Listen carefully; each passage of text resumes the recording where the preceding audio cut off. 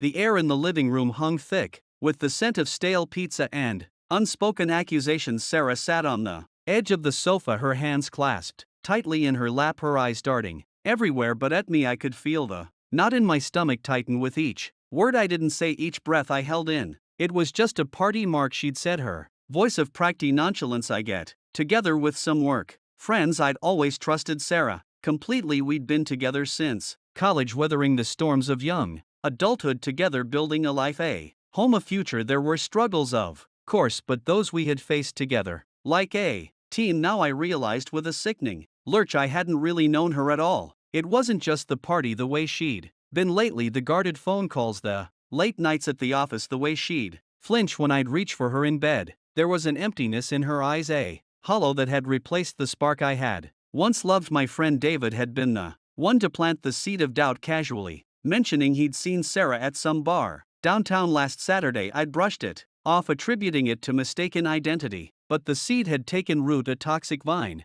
wrapping itself around my heart. I'd asked her about it. Sarah's eyes had gone wide with faint surprise, then she laughed. Oh, that must have been another Sarah. I was at home all night.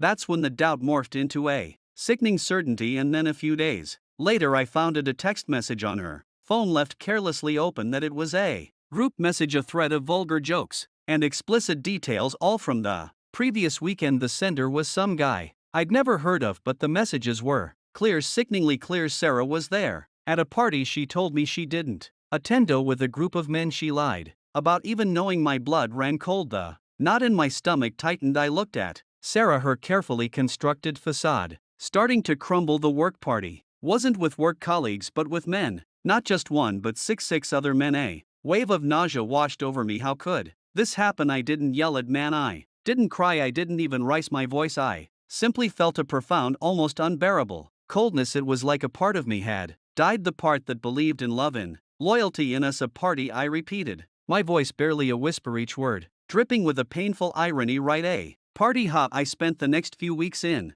a haze of disbelief and hurt. I went to work, I ate, I slept, but I felt like I was moving through a fog. My senses dulled, my emotions muted. I couldn't bring myself to confront Sarah again. I couldn't stand to even look at her. The betrayal was too raw, the wound too deep. One night I was scrolling through my phone when I stumbled across an old email from a private investigator I'd considered hiring 1 year ago after a strange incident with Sarah and a colleague, but had ultimately decided not to follow through. Now the email seemed like a sign. An idea started to take shape, a plan to unravel the lies and face the truth. I hired the investigator, providing him with the name of the bar where Sarah had been seen and the information I'd gleaned from the text messages. I paid for expedited delivery, desperate to have the answers I knew were out there. The investigator's report arrived a week later. It was more detailed and explicit than I had anticipated. There were photos of Sarah not just at the bar but going into a hotel room with several different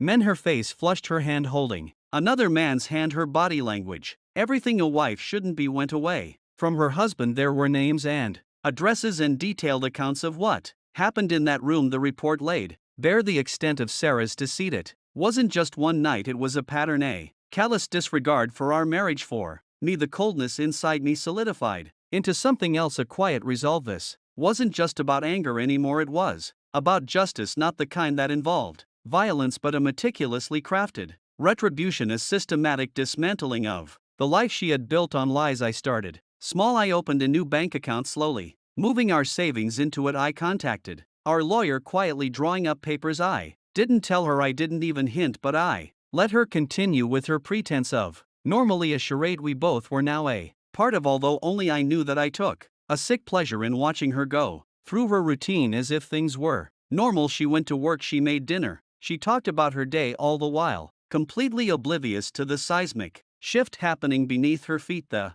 final piece of my plan took months to develop. She and her family planned on a big vacation to Mexico with all the trimmings, a big family getaway. Sarah had been so excited she wouldn't stop talking about it. Every night she'd come home from work and rant and rave about the various parts of the trip and how it was all going to happen. I didn't comment, I listened. I worked out the dates of the trip and what it entailed. I contacted all of Sarah's family and told them that I had a big announcement to make about Sarah and me. I told them I'd prefer to make it In person, I even coordinated flights and accommodation for them to get here and to the venue, and I paid for it all. Finally, the day arrived. The family was in town. Sarah was still blissfully unaware. I had rented out the back room of our favorite Italian restaurant. The entire family sat at the table with an odd assortment of smiles and confusion. I stood at the head of the table, a single white envelope in my hand. Sarah sat next to me, a curious smile on her face, her fingers interlocked with mine. I gently pulled my hand away and stood tall. I